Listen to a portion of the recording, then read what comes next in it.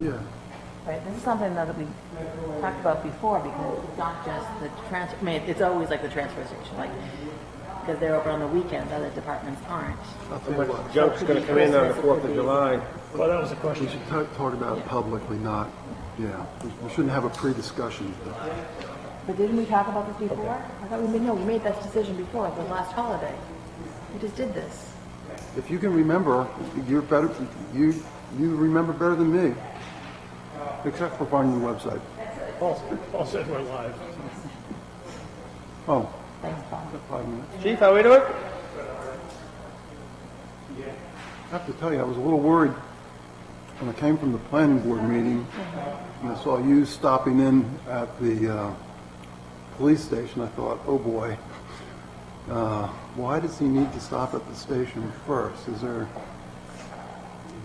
More bullets. Well, that's sort of what I was thinking. I thought, oh my gosh. It had me a little worried that you were... Does Matt have to make something? He's on vacation. Much traffic down there the other night, that late at night coming through?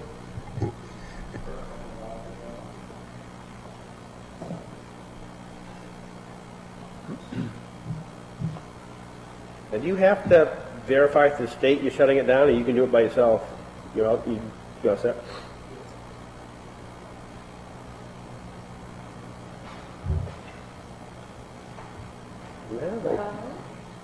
Hey, Mr. Hadley. Good.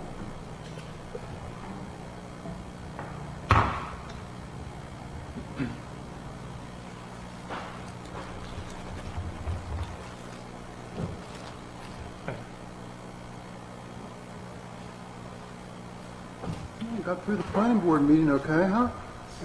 You got through the planning board okay? Glad it wasn't Zoom. I don't do Zoom very well. Well, we rearranged tonight because Walter said the way we were set up with the planning board, when the applicants are up, then they have their backs to the audience, and maybe that isn't so polite, so. It seemed to work out all right. It seemed, for the people that were involved with the meeting, yes, but then for anybody sitting there, maybe not so much. So, we'll have to think about that.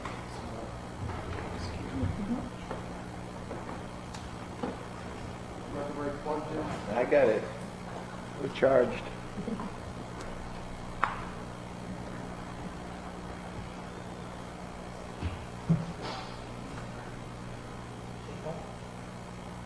Look at the run-off some agendas. Did you run off?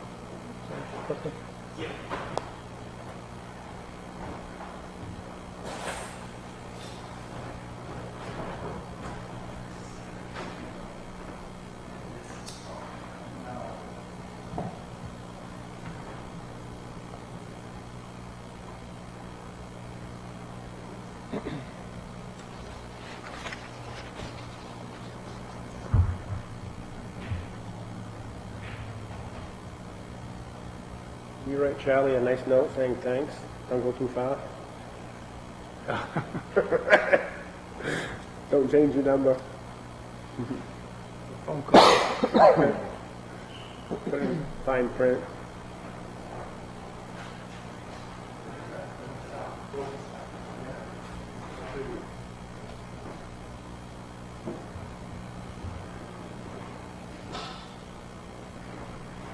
Okay, as soon as Jim gets back out, we're going to start.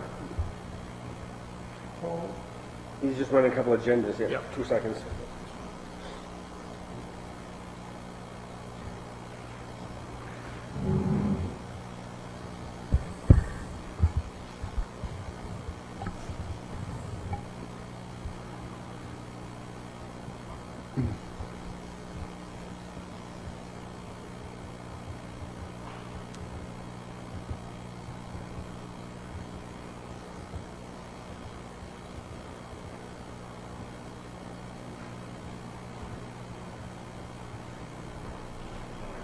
Yeah, a few matches.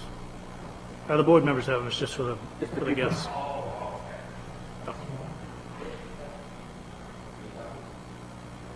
leave them there for They're on the wood stove usually, Paul. the rest of the crowd that comes. People come in, grab them.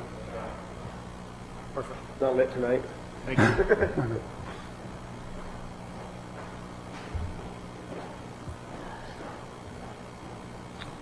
And the clock is 1 minute slow tonight, Mr. Chairman, so. Okay, then we're going to start.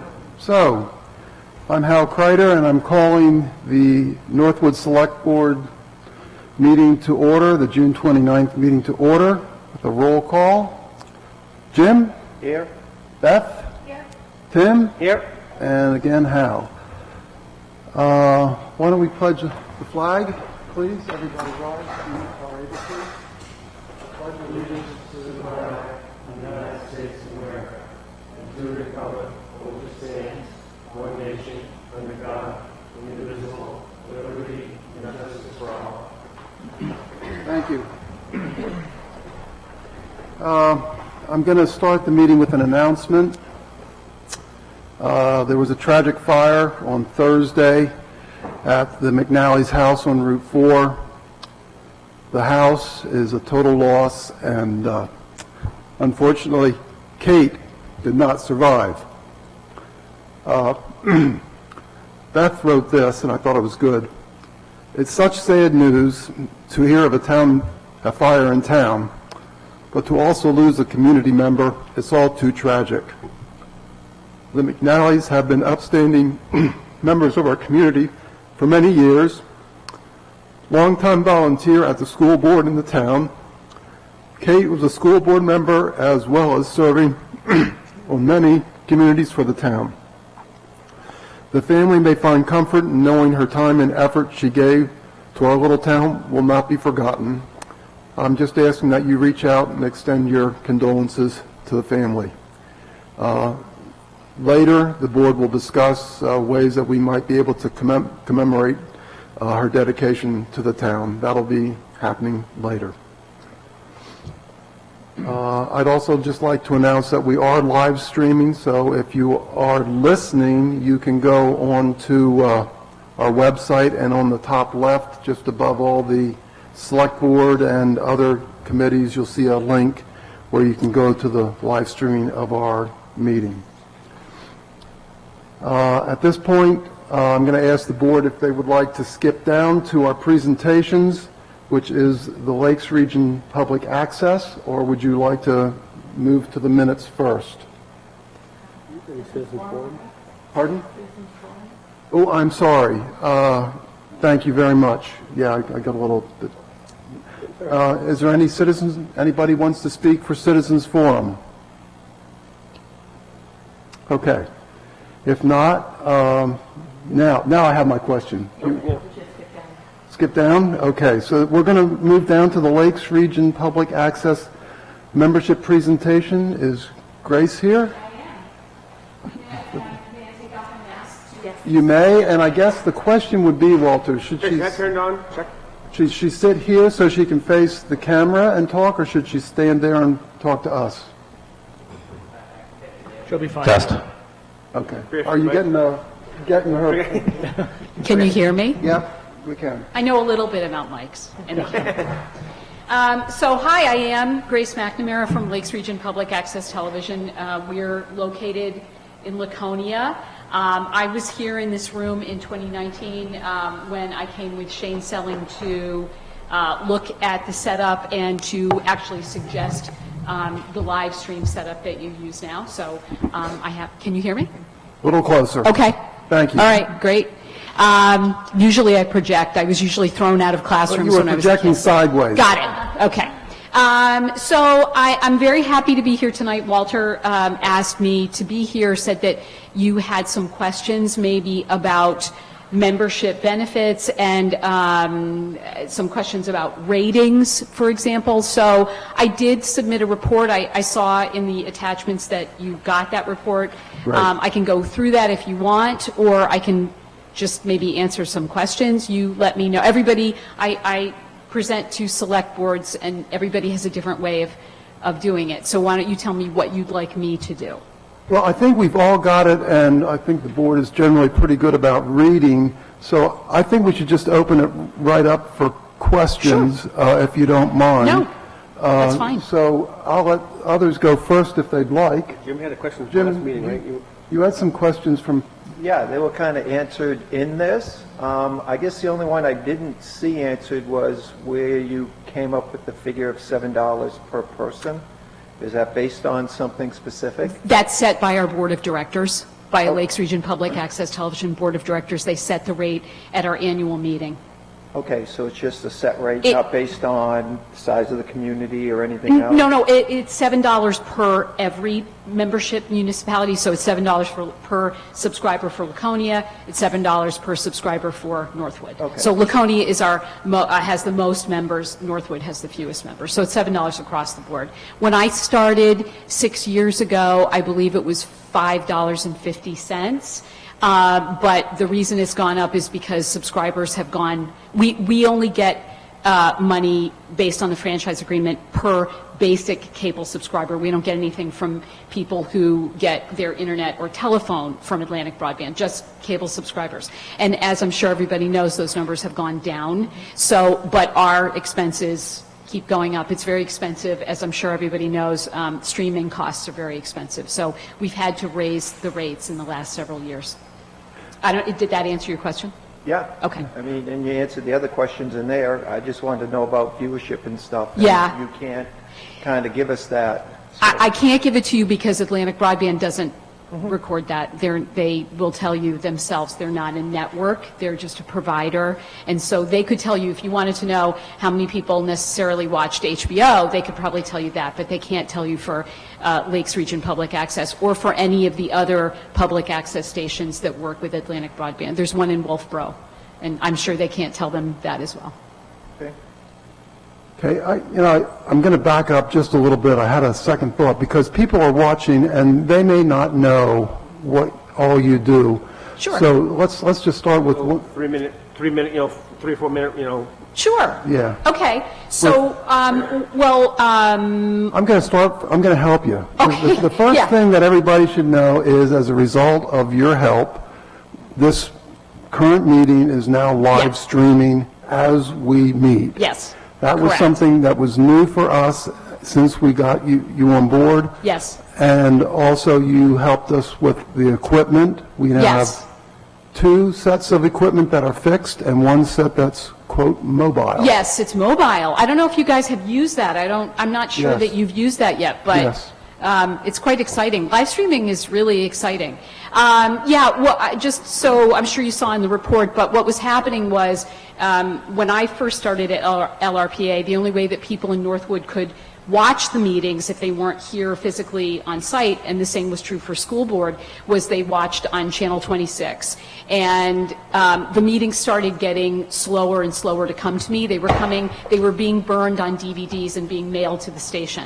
And it got to a point where we were about 5 weeks behind Right. per meeting. And I worked with Heather on that because we were receiving complaints. So I can tell you, at least then, people were watching because they were saying, where are all the newer meetings? So we came and we looked at what could be done, and that is true. That's what we did. So my role with Northwood has changed a little bit since then.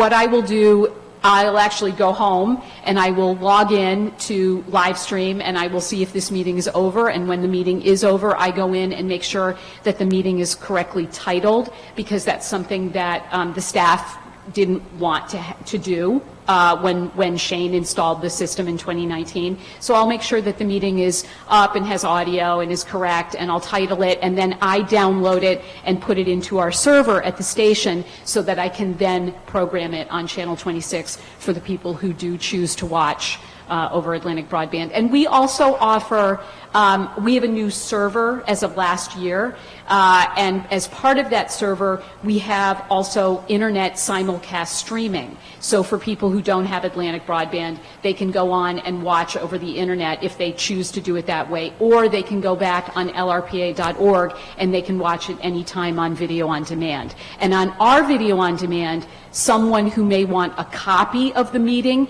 can go and download it from that page for free. I don't know if you knew that. Did not know that last Yeah. part, and I will also just mention for folks that when you take it off, when you stream it off of your site, it works, I think, better than YouTube does. No, that's interesting. Yeah, we've heard, we don't work with YouTube directly, and we've heard mixed things about you. Some people love YouTube, and so I know that you guys did that when you were using Zoom, and that was a Right. good sort of stopgap measure to make sure that people could still watch the meeting, so. But I would say from, from my experience, the quality of the streaming is, actually, it runs faster and seems to go more seamlessly. So Great. if people are thinking about it, my recommendation is to go to the live stream. Yeah, Or- live stream is pretty reliable, pretty Yeah. rock solid reliable in our experience. Anybody else have questions or comments? Nope, thank you. Well, just that the live stream is not just for electric broadband customers, it's for anyone. in Everybody. town, So. Right. Yes, yes, yes. So I would just also like to add, I did put this in the report, but I just want to make sure that everyone understands. This is not just true for LRPA, this is true for access across the country. As fewer people are tuning in to cable, a lot of what we do now is live events. And as an example, 2 weeks ago, we did a whole production for Laconia High School for their graduation.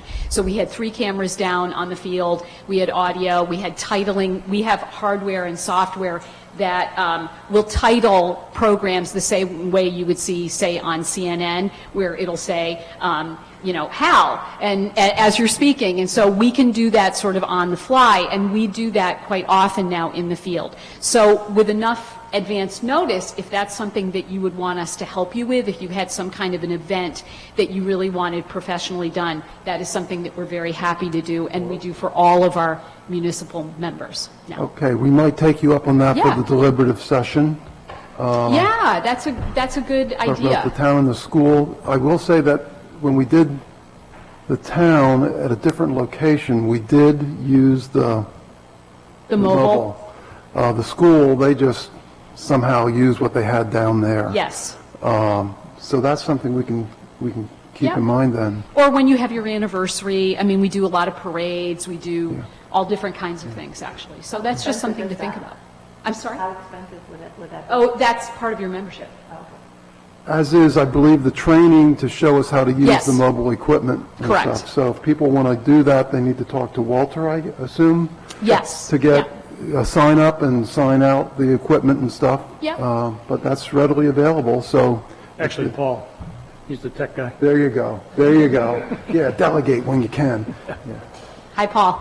I feel you up there, yeah, I get it.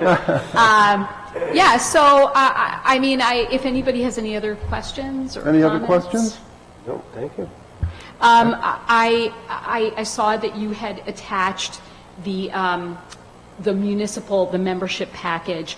Our fiscal year begins July 1st, so if for any reason you did decide that you were not going to renew your membership, you would just need to let me know, and then we would sort of start the process of whatever it would take to dissolve that membership. So we hope that doesn't happen, but if you just let me know as soon as possible, that would be great. Great. Thank very you. much. Thank you very much. And next, we have the police chief. You want to do that next, or do you want to? I just have a input on this subject from a citizen, actually from Ken Curley. It came in via email, if you wanted to read it. Oh, okay, so, okay, we'll skip, we'll go back to citizens forum Yeah, and well, read this in, or since this is, Isn't that Ken right there? yeah. oh, yeah, Ken, did you want to read it in? Do you want the honor? Thanks, Ken. I didn't recognize him. I think he came in, yeah. Okay, so this is from Ken Curley. This email, which should be listed as a good review, this is an email which should be listed as a good review for LRPA. In 2002, when the Cable Committee proposed to create an expendable cable franchise general trust fund to create, maintain, and upgrade a broadcast system for the town of Northwood, it was obvious that is what the town wanted.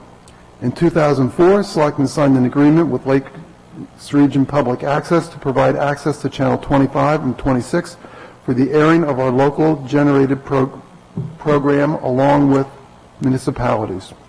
This agreement was renewed in 2002. The landscape has changed since 2004.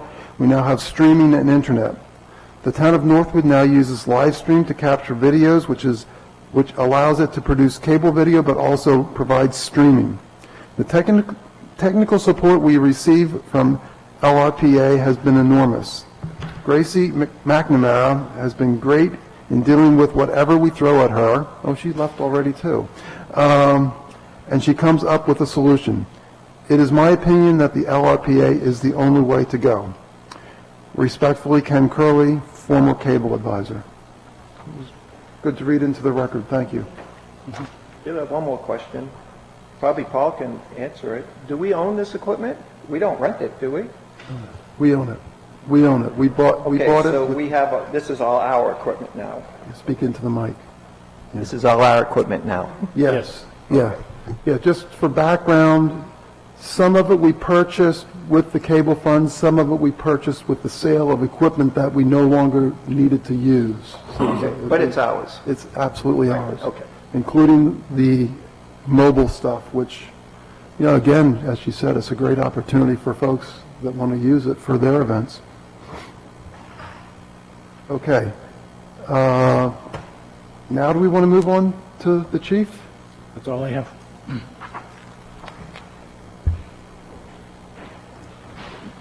Do we want him at the table or do it at the microphone? Chief, use the table, it's fine. It's reserved for You just gotta sit departments. next to Chris.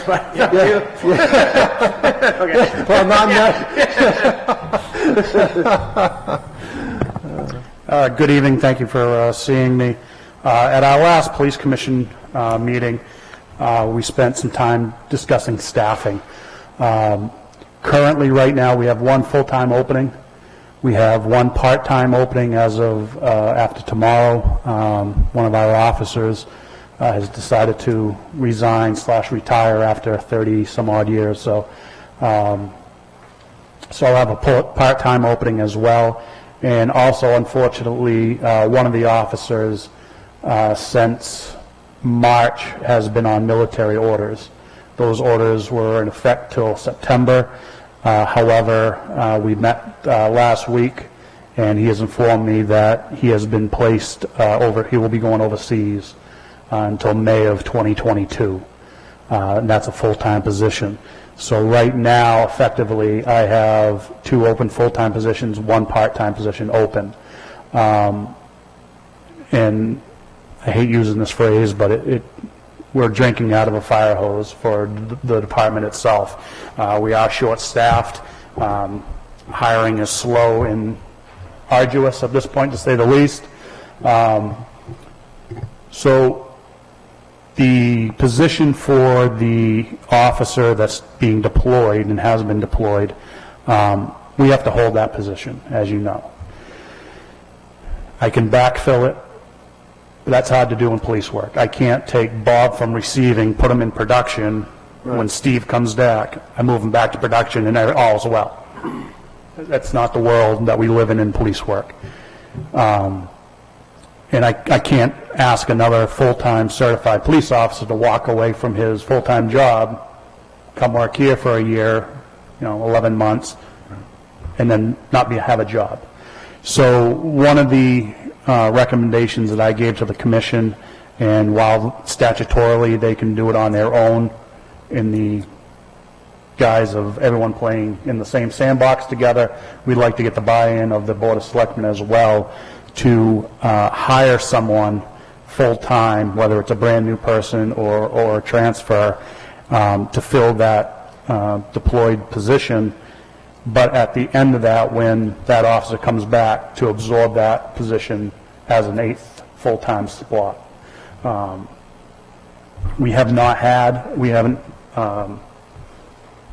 added a new position since 2010, so we're looking at 11 years now.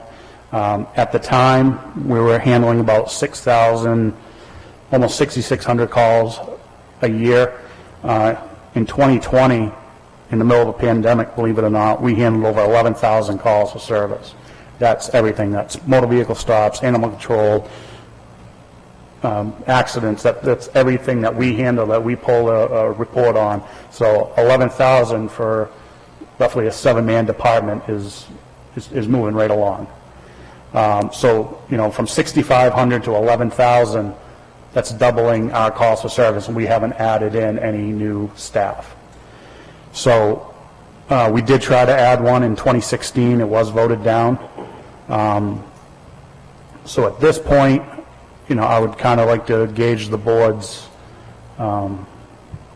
interest or approval of going along with that when that deployed officer comes back, he gets his position back, and the person that we hired to fill his position is absorbed in as an 8th full-time position. Are you looking for, like, Entry level, just someone to answer calls. okay, so it ain't like second in command, you know? No, we're not looking to fill the lieutenant's position. Well, I guess gave it away of who we're trying not to talk about, but we're not looking to fill a suit, we're just looking for a line patrol officer. Other questions, Beth? How many part-time officers do you have now? We have 3, and like I said, we'll be losing 1 as of the end of the month. Jim? How many people do you think you need to properly staff police department instead of just filling in the gap? So so in this hiring process, and this is why I'm kind of bringing it now, because I'd like to do it all together. We're hiring for those 2 open positions now, and while I'm doing it, if we decide to do this, I'd like to do it and not have to start the process all over. With that extra officer, once the deployed officer comes back, that would put us at a pretty good staffing level where we would have double coverage almost around the clock. We wouldn't have to rely on our part-timers as much. It's very difficult to rely on them to fill shifts because they've got other jobs. So, you know, when they're working on a Tuesday night and they're not back for another Tuesday night and they get a fatal accident or a house fire or something like that, they actually have to take time off from their full-time job to meet my requirements of getting their paperwork done, getting their reports done. So with that additional officer added, we could rely on them being a second officer, that the full-time guy can handle the major calls, and the part-time guy can do the motor vehicle, do the, you know, lower level non-priority calls. Well, I agree with you. If this is the time to straighten things out, just to say it in that way, I'd go for it. How many do you need? You know, instead of just putting a Band-Aid on it, you know, what if someone else went out, someone got hurt, you're kind of back in the same position, type of thing. You know, we just had a fire in town, and I'm sure you were probably scrambling to get people, and, you know, especially this time of year when, you know, we have a lot more influx of people in town, and we're hitting the 4th of July weekend coming up, and you're going to be busy. Yes. So that's what I mean. What do we really need to really do it right? So, because the other thing I heard, because I'm kind of the new guy, I always get things told to me, how do we keep officers and shut the back door from the revolving things that are going on? That was the other discussion we had of the pay matrix that we use. We are substantially underpaid on the police side compared to other towns. For example, I had a town that is only, I think they have 300 more people than us, so pretty measurable. A 12-year officer is making $60,000 there. I've got supervisors that don't even make that. So, you know, that's something we need to look at on the police side, but I think the whole town needs to review the pay matrix and do a wage study that is appropriate and sound. Right, because if we keep hiring and they keep going, what's, you know, the point? It's a lot more to hire and retrain people than it is to Right. pay them to keep them. Now, do we get any kind of compensation if they go? So they sign a 3-year contract, and at the end of that 3 years. Okay, so it's a they're 3-year free to- contract. They're free to leave, yeah. Okay, because I have a couple stepsons that are officers too. They actually sign a 5-year contract. Yeah. So that's what I was alluding to. So we got a 3-year. Correct. So, okay. But to answer your original question, the added 8th officer would make a substantial improvement in our staffing. I don't think I would need another full-timer past that 8th one and still relying on the 3 part-timers as gap fills. Okay. Other questions? Is there any academies going on now? You getting anybody coming out? We don't have anybody in the academy. We started the hiring process, and it closed. All applications will be needed in by, I think it's the 11th is the Monday. And then we'll do the testing after that and see what's still in there at that point. Okay, Did you get very many applicants? So we posted on Indeed. Got a lot of interest. I would say probably half have picked up applications at this point, so we'll see on the 11th. A couple, yeah. And, you brought up the fire, so that night, I got called in, well, I actually heard it and just came in, but I needed additional officers, and really, there was only 3 of us that were available to come in for one reason or the another.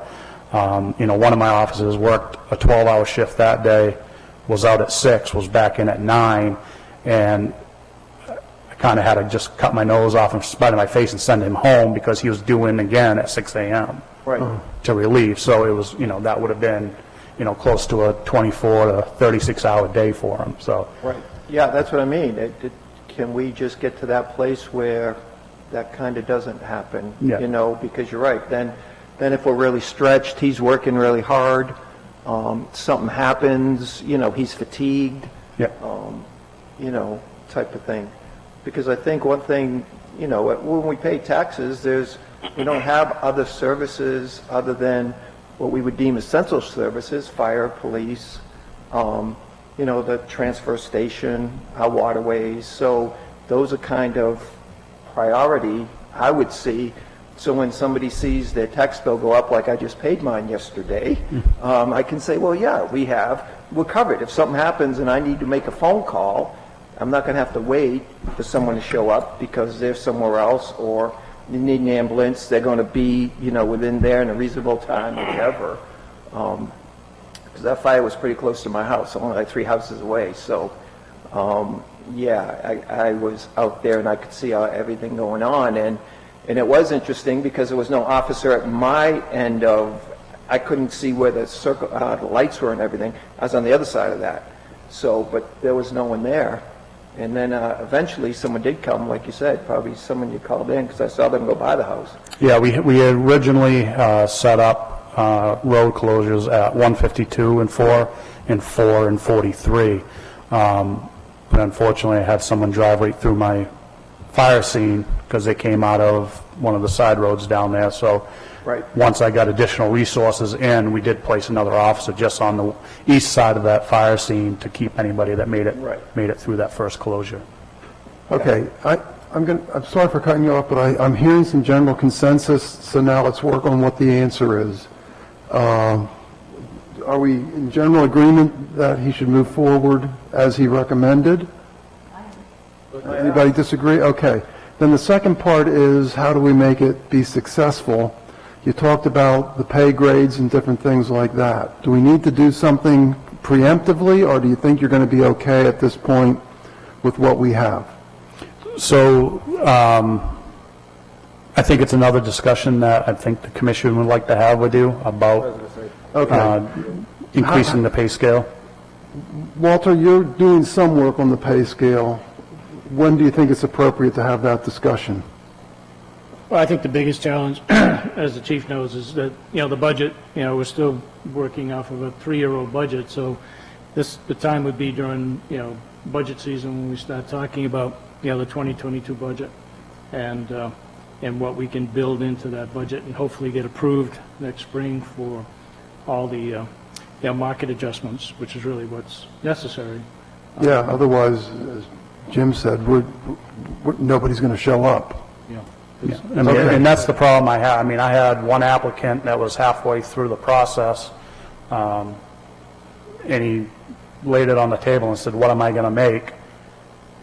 And I told, I've been doing this for 12 years as the chief, and it's really grinding me to hire these guys and to look them in the face and tell them they're going to make under $40,000 Okay, as a that's, police officer. so that's why I'm asking you, I mean, maybe, do we need, I mean, okay, I'm just going to say it. You're short one full-time person, you're short a second full-time person, One's on military leave, so And- 2 full-time. and, yeah, so I mean, basically, you're two people down, a full two people down and a part-time down. That's got to leave some room in the budget, and I'm just going to say it, do we want to take the risk as a board of bumping up the pay a little bit, knowing that we will have a little bit left in the budget, and Walter, I'm looking at you for help on calculating it.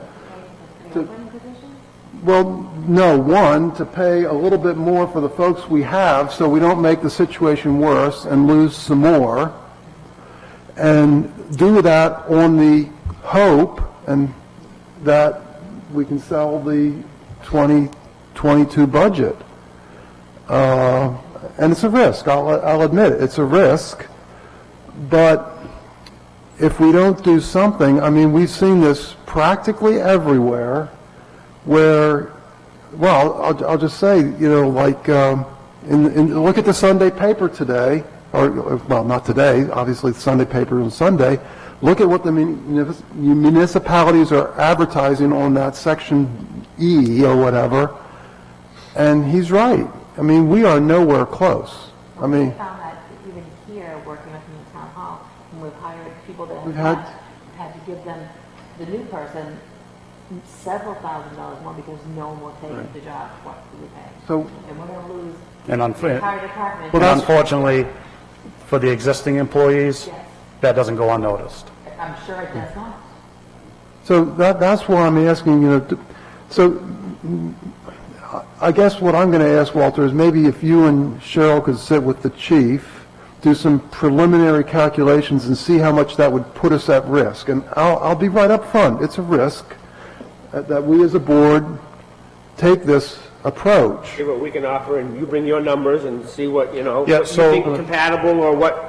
But, So the commission kind of started doing that at the last meeting. They did, there was a vote of the board for merit increases for the existing officers now.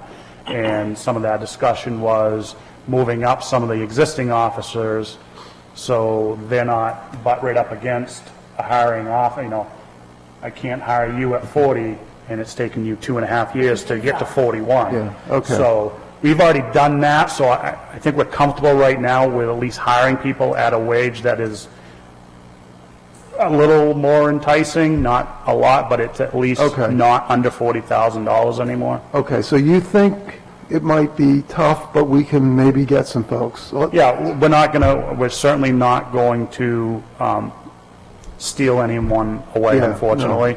Yeah. So we're probably going to end up with brand-new officers that at least they'll be hired. Unfortunately, I hate to use the phrase that it won't be any good to me, but they're really not any good to me for 6 to 8 months after, you know, they hire, once they go to the academy for 16 Right. weeks, FTO for 3 months, but at least gets bodies on the road and in the cruises, and at least providing backup to the already certified officers, so. Okay, well, look, Get together and yeah, we appreciate, first off, the coordination. I mean, that's just huge to me. So I think if, with the board's consensus, if you and the police commission work with Walter and Cheryl and make sure we're not making any, financial calculation mistakes and stuff, then let's come back with a recommendation whenever it's appropriate. But I think from a general viewpoint, we're saying go with your plan. Okay. So we need a vote on that, Walter, or is that just No, a... as the chief mentioned, it's a commission decision, but it's really the consensus of the board yeah, it's up, yeah, just to support that position. courtesy. Yeah. We didn't want to make that decision, and then you guys see the budget and be like, what are you doing? You know, As long as so- you coordinate with Cheryl and Walter, and we don't do anything, outlandish, that But puts, it's like, here, not there. yeah, I think we're going to be fine, and then we'll have to work on it. We'll have to figure out how to play this. Thank you very much. Yeah. Well, appreciate your efforts. And Thank you. Let your officers know that we appreciate and that I'm sure they're tired. They're going above and beyond, and it is very much. It's hard. It's hard, yeah. So thank you. Well, yourself. I'm sure you're tired. Thank you so much. Thank you, Chief. Okay. And thank the commissioners too, please.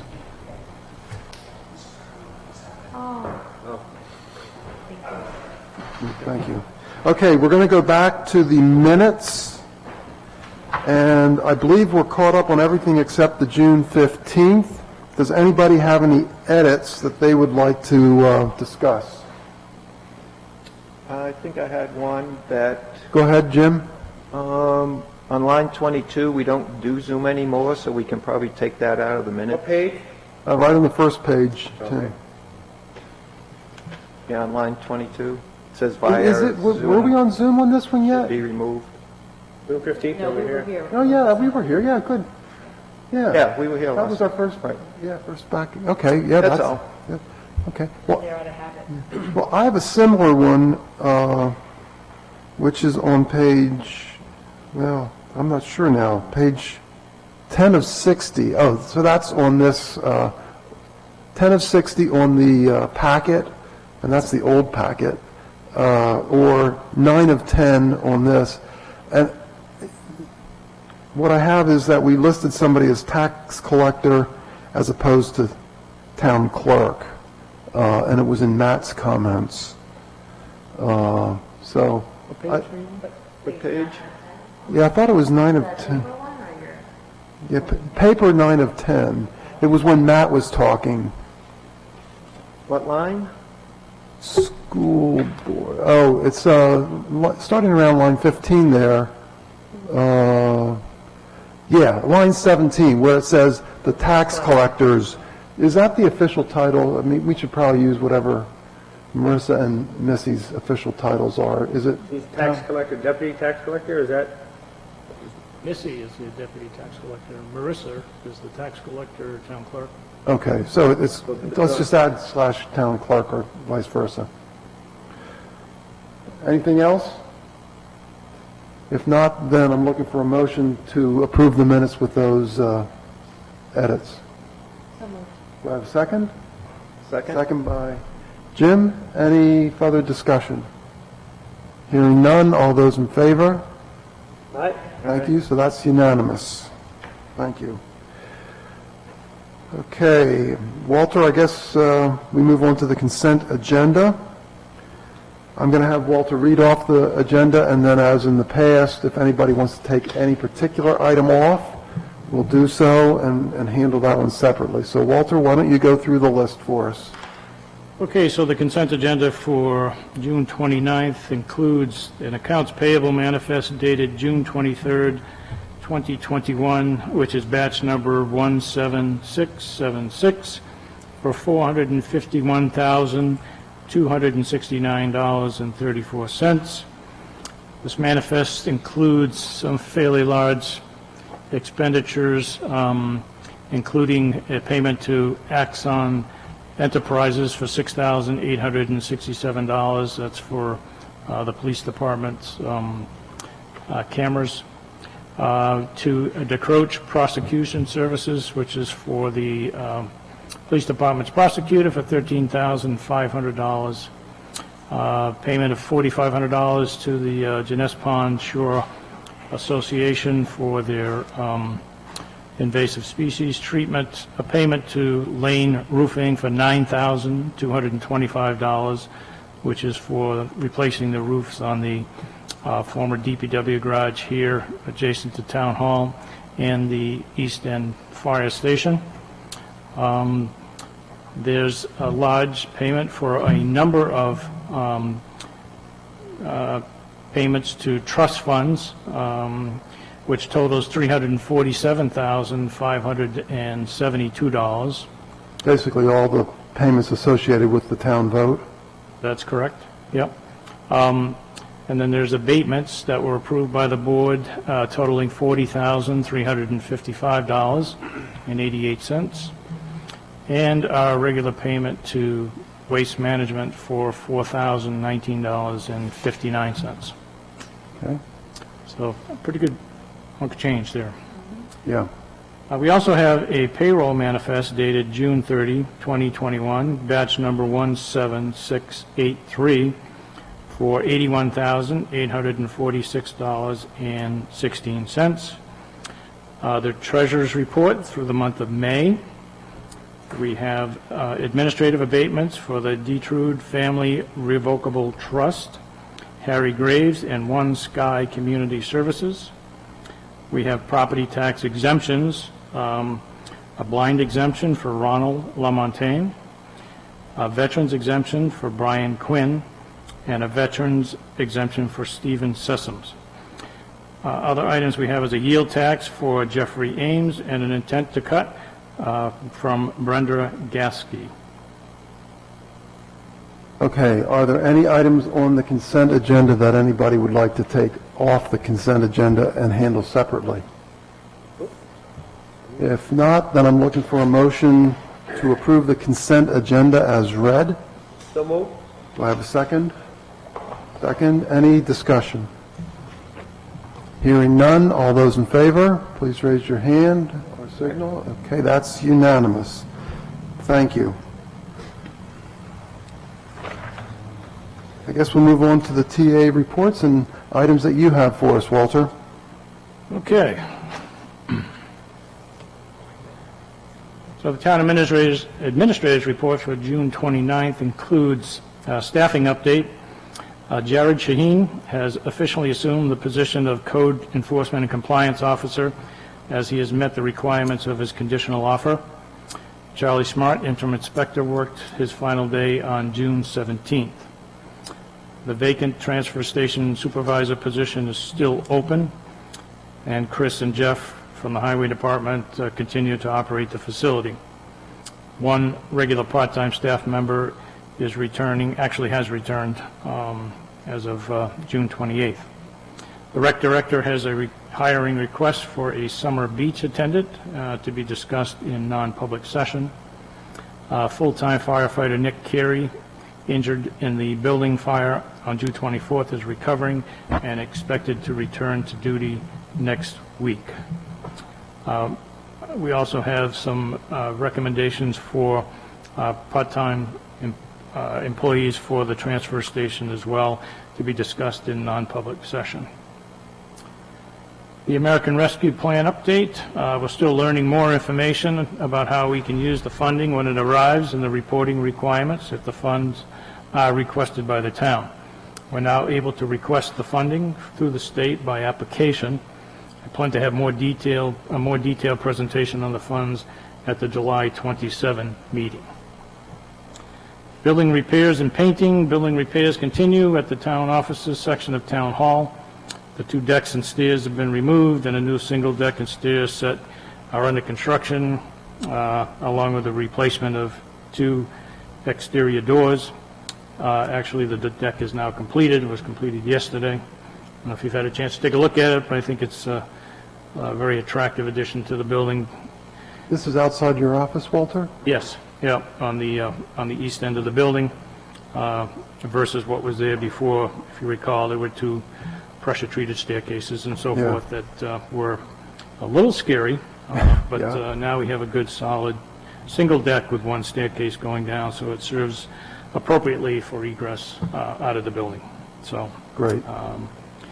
and the work will continue on both this building. There are still some work to be finished here, and then resume at the community center. In about 3 weeks, the contractor had to move on to another project, but he'll be back in about 3 weeks to continue our list that we had contracted him for. And we continue to seek a painting contractor for the community center and the Chelsea Library trim work. Chris has been soliciting quotes for the removal of 5 large dangerous trees on the town hall, and we now have a selected contractor. We just need to verify the price. Again, in the vicinity of about $2,325 to remove those dangerous trees, and hopefully get that done in the very near future. That's within your spending limit, Walter, no action on our part, right? That's correct, yep. The Harvey Lake Dam, I've requested a quote from a local surveyor to assist in determining the ownership of the dam and the dam property, so I'm waiting to receive that. I haven't received that back yet. Also, in the same line, I've requested a quote for a surveyor to assist in separating the upper and lower camp lots from other town property, along with the Harvey Lake Dam work, and this would include the property that the town owns underneath the roads, upper and lower camp road as well. Request for proposal has been issued for the reclamation and paving for Bigelow Road, Harmony Road, and a portion of Bow Street. A copy of that was included in your packet, and the bids are due on July 9th. Right. New financial software update. Cheryl and I met with a representative from our preferred software company to finalize their proposal before bringing it before the board with a recommendation, which we intend to do at the meeting on July 13th. Electronic signatures, as we discussed at the last meeting, I inquired to the New Hampshire Municipal Association's legal counsel regarding the use of electronic signatures for documents for the board to sign. As mentioned, the state of emergency has ended, and electronic signatures are no longer acceptable, as the state legislature has yet to authorize this method. So, unfortunately, wet signatures are still required, and I have a pile for you tonight. Status of the policy review. We're continuing to review the existing standing policies to see if they are still appropriate or need to be updating. Cheryl and I have reviewed more than half, and will continue to bring forward to the board the ones needing to be addressed immediately. As previously discussed, I will begin providing copies of a few policies to the board at a regular meeting beginning in July, so the process can be completed before the end of the year. I am forwarding a copy of our current personnel policy to an HR consultant Right. for a pre-attorney review and comment that will speed up the process and save us money, and I've made that contact, and that process is underway, so Great. I expect that that'll be about a $500 investment, but I think it'll be well worth it, paying $50 an hour versus $250 an hour. So once that comes back, then we'll circulate it amongst the board members for a review, and then when it's in final draft form, send it off to the town attorney for blessings and any other legal additions that may be necessary. So question on that status of the policy review, Walter. It says you got through about half of them. Any really red flags on any of them so far? No, I think we've, the ones that were associated with the financial Right. reports and requirements, I think those were the really red flags. Okay. Some of the, a lot of the policies are, not at the priority level. Right. Some of them have to do with, fairly routine processes that we may actually want to do away with. We just do by practice now and won't necessarily need a process. Just over the years, they've accumulated, and I've got 2 books that are about this thick, and, other than ones that were, done within the last 10 years or so, there's probably some that are obsolete just because of practice and changes of laws and that type of thing, and also may have been combined in some of the newer policies that we've already addressed. So, Okay, so once we get over the HR policy hump, we might be in reasonably good shape, is what you're saying. yeah, I think that's definitely our next big challenge, is to make sure that that is, number one, compliant with the law, and number two, reflects the board's, desires for policy, for town operations and staff and so forth, so. Good. Well, appreciate you catching us up. And then I think, as you said, Beth, and then we can get on a more regular basis once we're caught up. But it's a lot of work to catch up. Yeah, it'll take some time. Like I said, some of them are several years old, but Yeah. again, not at a high priority level, in my opinion. At least if we just start, we're picking away at it, we're getting Yeah, it done. So yeah. thank you so much. The 2020 fiscal audit, the audit's being reviewed along with the DRA MS 535 by Cheryl. I think she's completed that review now, and the final version should be available for board review prior to the meeting on the 13th. Is the indication we've gotten from the auditors at this point, so. And then the Lakes Region Cable TV Franchise Agreement Renewal Consortium, we met last week, and a summary of the process from the group's legal counsel is in your packet, with a note that the town of Northfield is interested in joining the group, and that does require a vote of the board to allow them to join, seeing that, we had already executed the intermunicipal agreement. So I believe you should have a motion that was recommended by the town attorney that we should take action on at this point in time, so that it's all complete. If you don't, I can... I'm looking for it. We do. I see conclusion. Where in his letter is the actual motion, Walter? let's see. It should- Oh, right here. 40, Yeah. page 43, It's a 44 on mine. memorandum, yeah. Okay, so I'm looking for a motion that essentially reads as follows. The Board of Selectmen does hereby approve the admission of the town of, he says Northfield, I think that's Northwood. No, Northfield.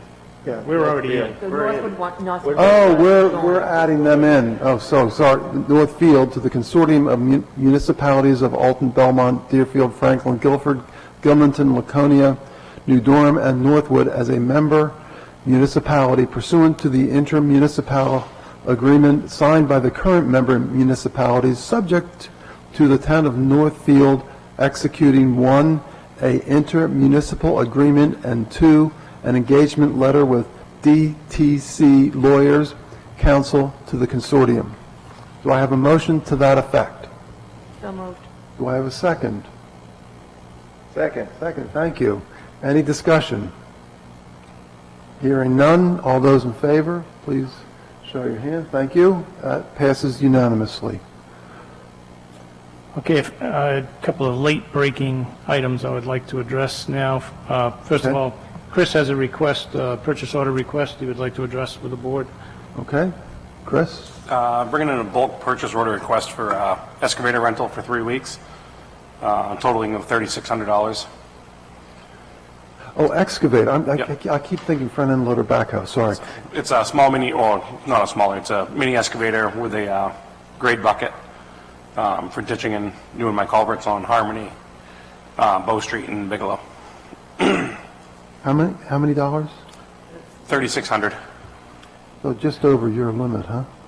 Yes, Chris actually was able to negotiate a reduced rate by, number one, adding on an additional week. It was a 2-week rate and then a 3-week rate, and then a municipal discount as well. Where's it coming from? What, Chichester, Bobcat. A Bobcat? Yeah. rubber truck? How many pounds? 11,800. Is that going to be enough to, Oh, yeah. Yeah. I shouldn't be asking you. Sorry. So we just need authorization for that expenditure, which is over, Did you want to vote on it? I'm sorry? You need a vote? Yes. Okay, I'm looking for a motion to approve the $3,600 rental of an excavator for the culvert and ditching work associated with the paving we're going to be doing. Do I have Okay, so moved. do I have a second? Any discussion? Second, I have a question. So what roads were you doing? Just so I can write down. Harmony, half of Bow Street in Bigelow. How are we moving it around? It's going to be on my Ram truck. So, because we don't have a trailer at the DPW shop. So, I don't mind doing it. Because when the backhoe is paid off, we're going to buy one for us. Okay, any other questions? If not, then all those in favor? Okay, that passes unanimously. Because by paying this price, we're saving a lot of money compared to paying someone else for the ditching. So Absolutely, and we're getting the work done when it should be done. I mean, I think that's critical. I mean, we got paving coming up here, Qualified operator? if not Coleman. Yeah, and just to clarify, of course, on the paving, that's our desired roads and so forth. Obviously, the pricing will dictate, within our budget, which ones will actually get done, to what extent and so forth. But the culverts obviously need to be Either way. done. You said, let's say maybe we don't do Bow Street with the pricing, but maybe like Priest, any culverts on Priest or anything?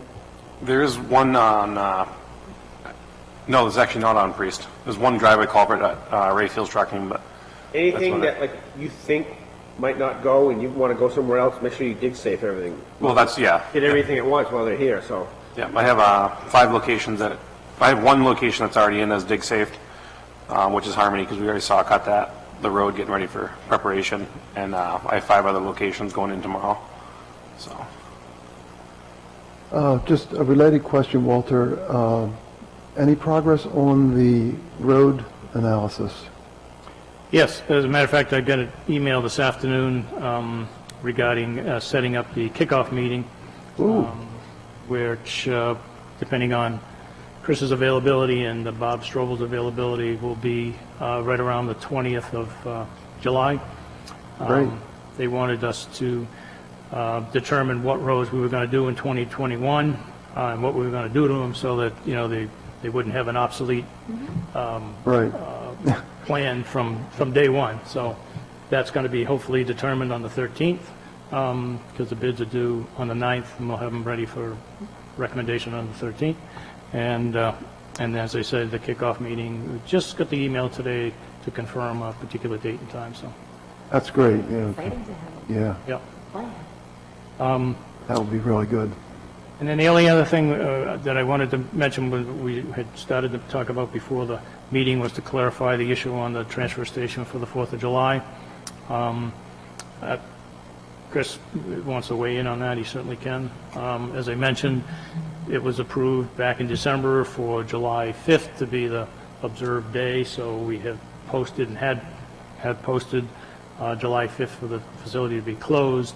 But the questions raised, obviously, what would be the value of having open the 4th? Would there be business? Should we have it open on the 4th versus the 5th?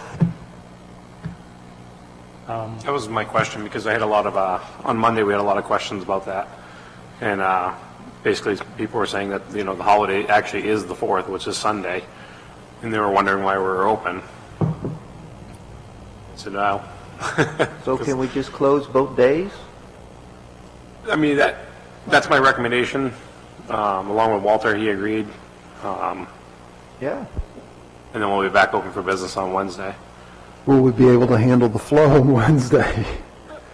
I mean, we'll be open Saturday regardless, I mean, That's true. People will, if they know, Yeah. they can come in the day early. Right. How does that affect people that work part-time? They don't have benefits. They're having 2 days off that week without pay?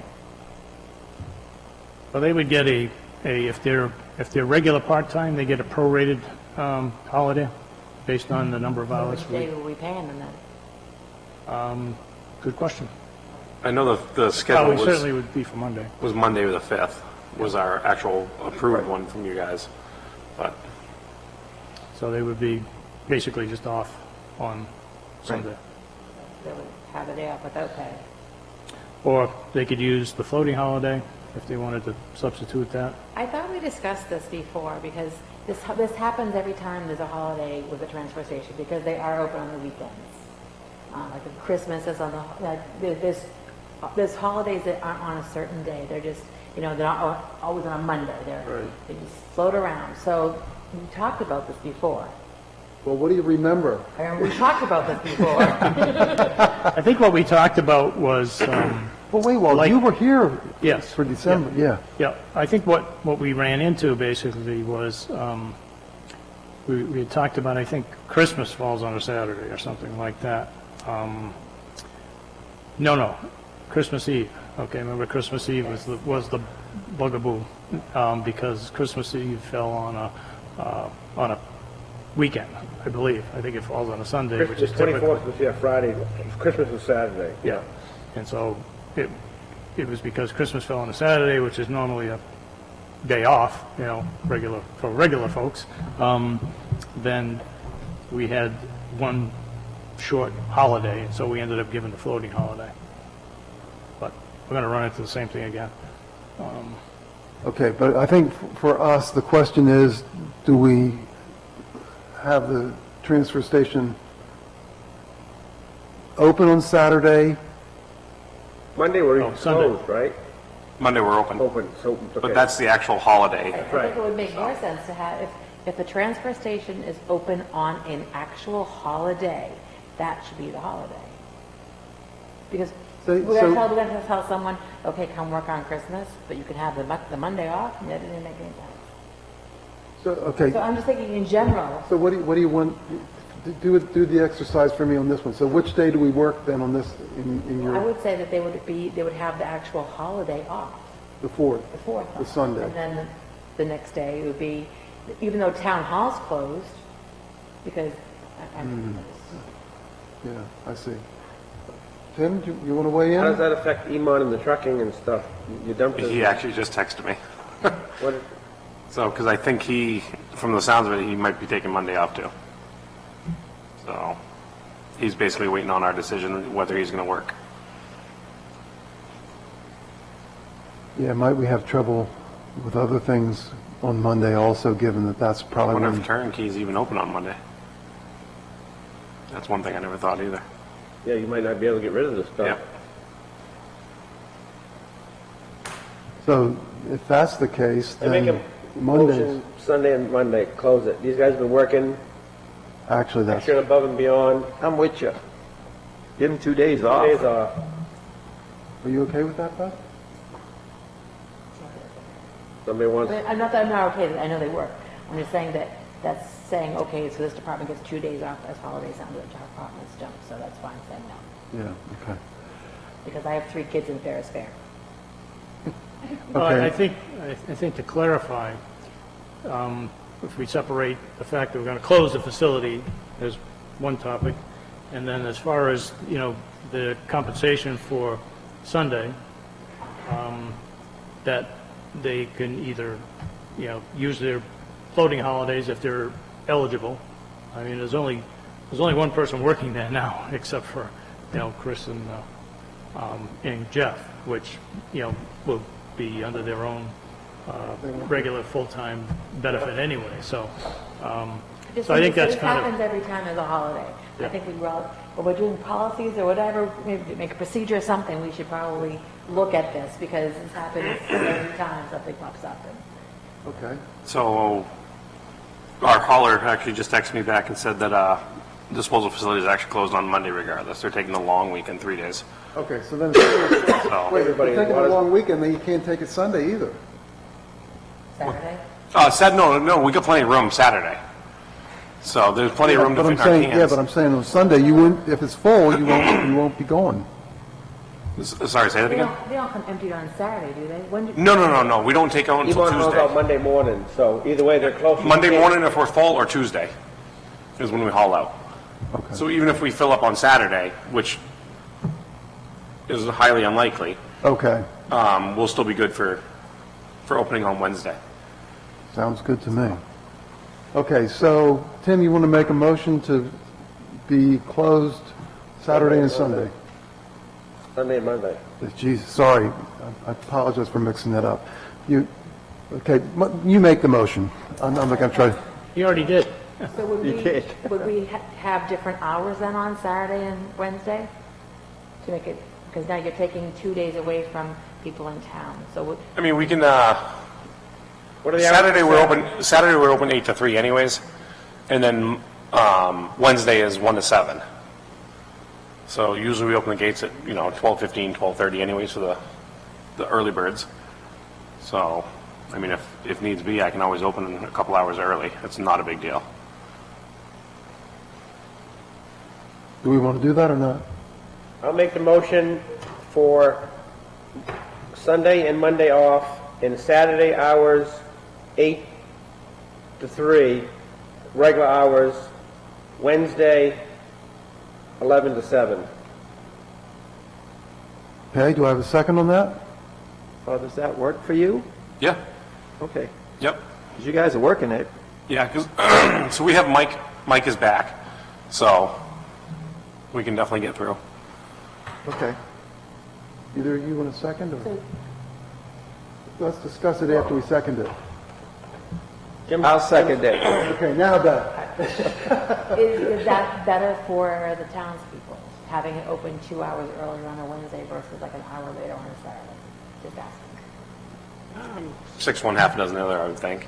So could we do like an hour on Saturday and an hour on, and split it up? Just go 8 to 4 on Saturday, and then, I'm in that. 8 to 4 Saturday, so extra hour Saturday, 2 hours early Wednesday. comfortable with that? That way, the person's getting 3 hours extra pay. But I hate that we take away, I don't even, they work part-time as it is, so. All right. Okay, so the amended one is Saturday, 8 to 4, off Sunday, Off off Monday, Monday. Wednesday is 11 no, to 11 to 7. 7. There was 3 additional hours.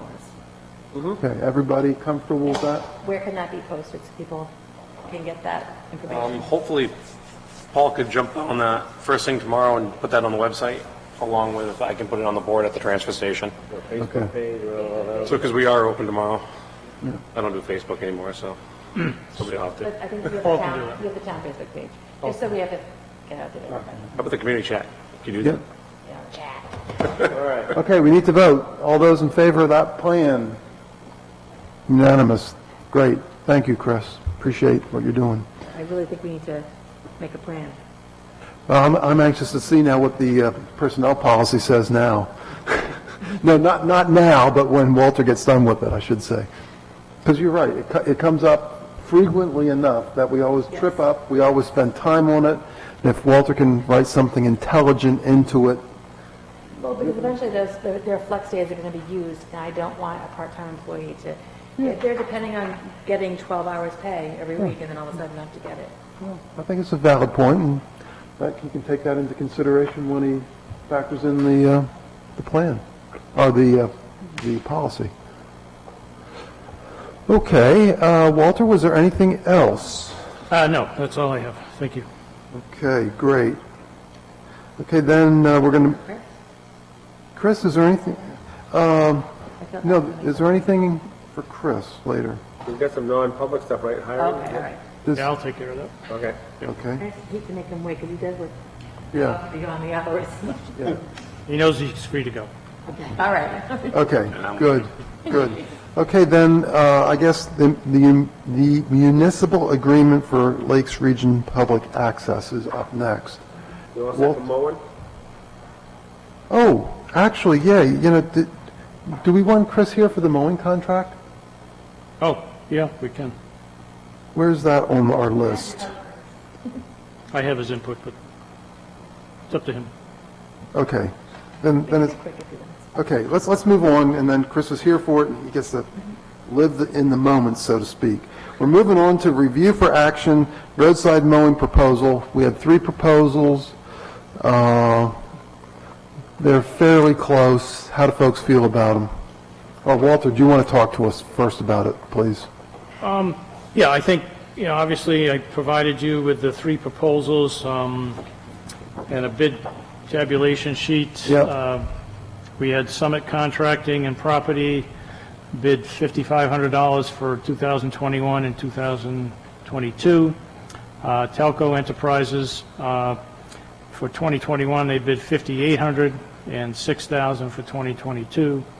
And Seawall Enterprises bid $7,500 for 2021 and $8,000 for 2022. Chris was familiar with Telco and Seawall, but not Summit, so he called their references, which they provided as part of their bid package, and he can speak to that.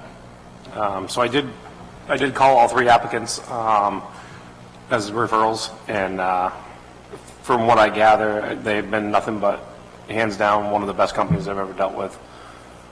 I don't know them per se, I've never dealt with them, never worked with them, but the references from every public works foreman and director that came from Vermont they're absolutely amazing. I guess it's a family-run business, and Where are they out of again? Out of Vermont, that was my Lyndonville. question. yeah. Lyndonville, Vermont. Yeah, so they're It's a fairly family-run far. business, and I guess they strive for perfection. Well, it's roadside, so they like go to the job for the 2 weeks or whatever, right, and then they go on. Yep, I know one of Oh, them, okay. they were contracted with one of the towns, they do 26 miles of the rail trail, and I guess they signed a 5-year contract with them after they were done with it. So, Well, they're low bidder. Well, they're a little bidder, and they're gonna travel 3-4 hours to get here. I think maybe Beth is right. They probably do it. They go to location, work that. Just like, yeah, like- Probably, I'm just saying, I don't know, maybe they do the Epsom for 2 weeks and they do Norfolk, it's like, Yeah. I'm sure there's a, was out west, cut all the crops. Just keep We'll going. probably see them down at Johnson's or something, yeah. Yeah. Okay, so what's the board's pleasure? well, he, I'll take that recommendation. Chris did I the don't have good work, Get the name right here. Okay, so then I need a motion to award the contract. so moved. Well, I didn't say to who, To you, Summit, to. to Summit? Summit, Okay. 55 both years, and I had 55 for 21, what was it for 22? Same. 55. Same thing. Do I have a second on that? I'll second it. Okay, discussion. They're all set with the list of roads and stuff? They're all set? yep, they actually, I haven't talked to them directly, but when I did talk to her originally, she was hoping to send out one of her representatives to do a complete walk or drive of every road that's on the contract, and then any specific areas that we had in mind, would do an extra, which wasn't included in the contract, but they said they'll be more than happy to do it for us. Would there be an escape clause if we were not happy with them in 21? We will have a contract, yeah, the contract will have I that. think another extra is, I know all those rain gardens that my company put in years ago up at the new ball field on the right as you break up through there, that's all supposed to be maintained. And I noticed the one out by the front of the road is all grown in, so Yep. something like that, little, you know. We're on the same wavelength on that, and we're going to have a discussion on that. So maybe to that point, can we get a per-hour rate for additional work in case there's other work that we deem necessary? Yeah, when they come, to, And what is their guidance on like the, I call it Japanese snotweed, you know? Oh, Leave yeah. it. I mean, you can't mow that and spread it all over the town, you know? I think the state was out there the other day with the old like sickle bars, cutting it and leaving it, you know? You can't mow it because it just spreads, Right. so. So were working with- that was one thing I was going to question them on, because I'm working with UNH Cooperative Extension right now Right. with Japanese knotweed, and having them come in to do a complete eradication of it. So I have like 9 locations in town that are roadside, that are real bad. Obviously, not the first time they've dealt with it, you know, so like, Yeah. they know something to do about it. So that was going to be directly discussed with them. Okay, so let's see, I think we had a motion and a second to award the contract to Summit. Any further discussion? All those in favor? Unanimous to award the contract to Summit. Chris, thanks for the diligence on that. Okay, so we took care of that.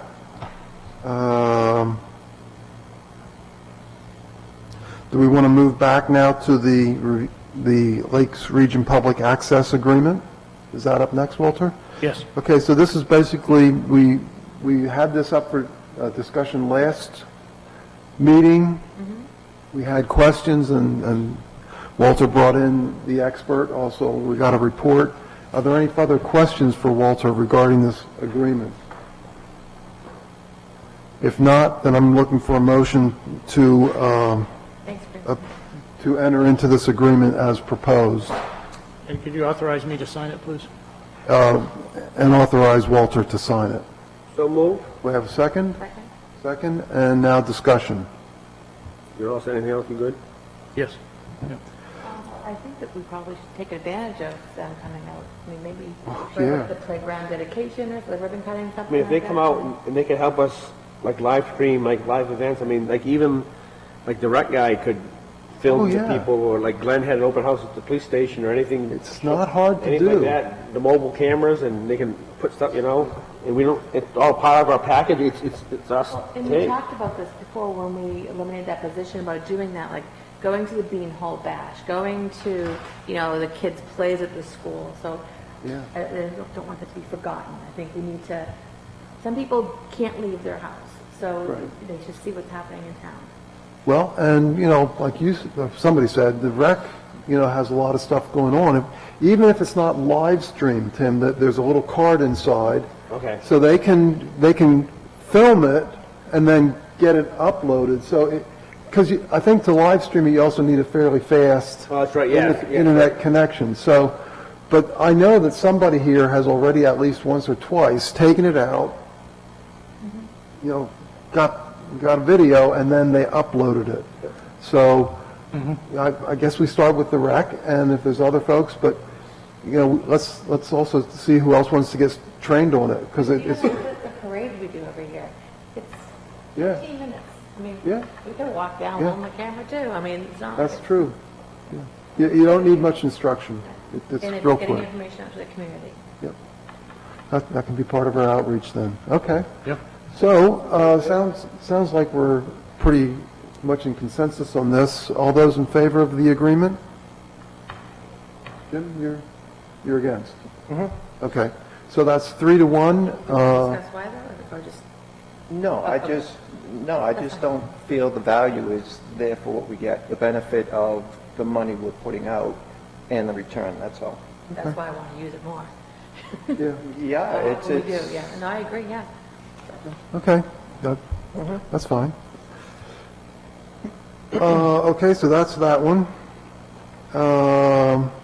Next up is the Luna States Co-op request for community development block grant. Walter, I'm going to ask you to go over this. Well, actually going to ask to table it because they hadn't, I didn't receive the request. They were going to send a written request in, so Oh. Okay, there's been a delay in the process, so I expect to have it for the next meeting on the 13th. Thank you. okay, so we're tabling that. Yes. Okay? Okay, next up, review the list of tax deeded properties. Yes, yeah, okay, so. That was for you, Beth. Thank you. Walter, Want them back on the tax map. yeah, this is long awaited, so tell us what process you'd like us to go through in terms of this list you gave us, and I'm asking this from this perspective.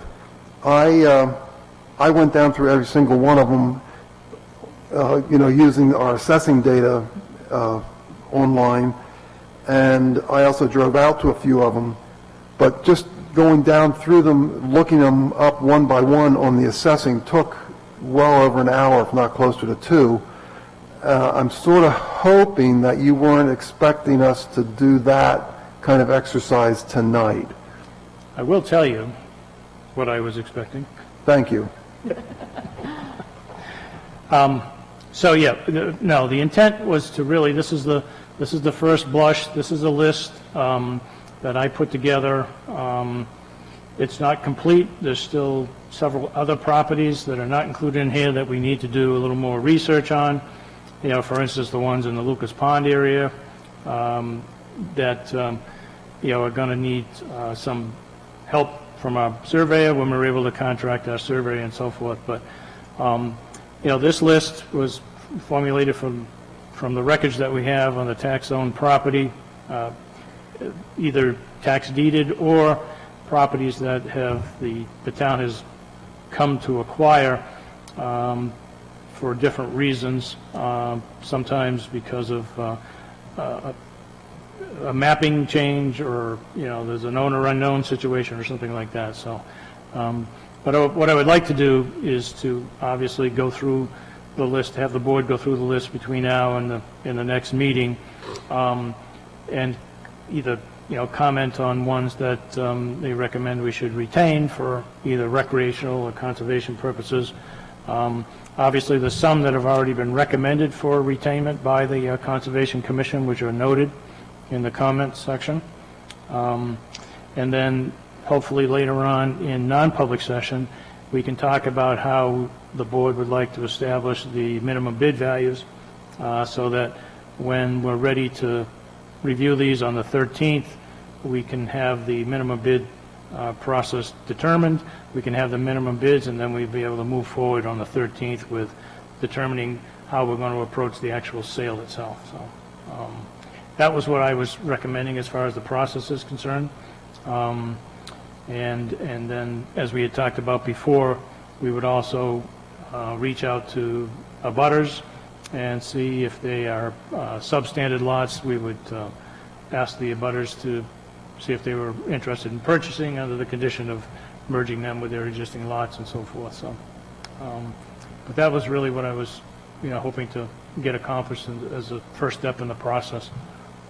How would you like us to how would you like us to give you our feedback? Do you want us to,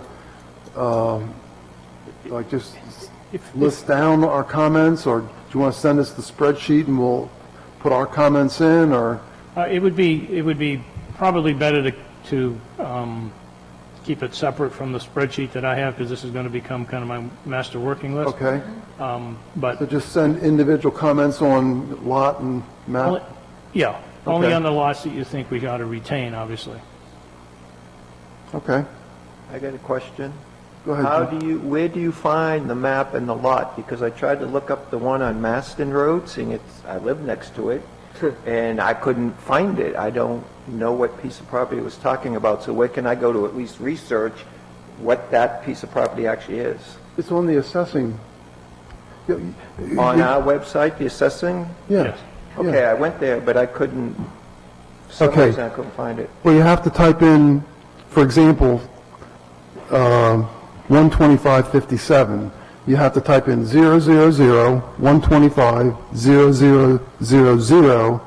000-125-000057, Right. because that's the format that it And when I uses. clicked on it, I think it asked me for an address next, because I think I was doing I'll right. I'll show Well, you we after the can- meeting. We I'll can show you check it out later. You can I'll show show me you how to do after it the later. meeting.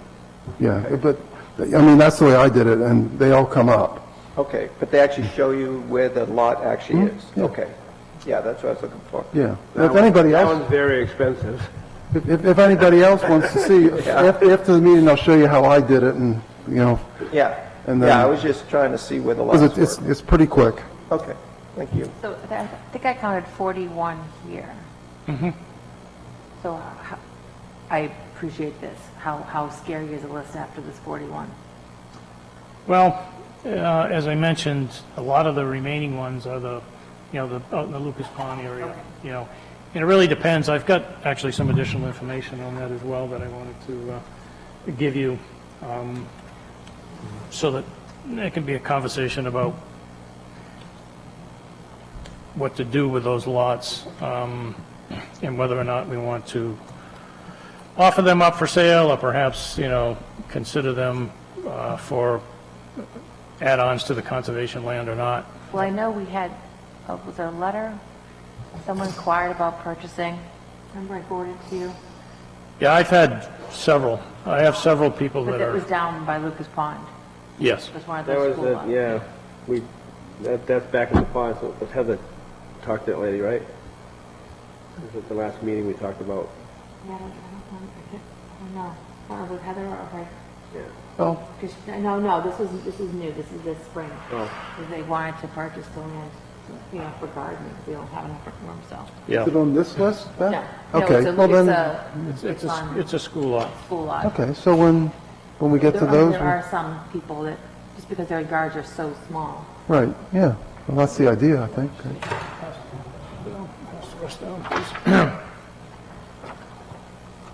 Okay, so when do you want our feedback by?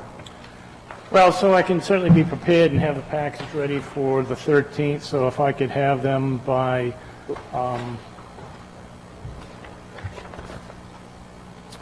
the 9th? By the 9th, okay. Is everybody comfortable with that?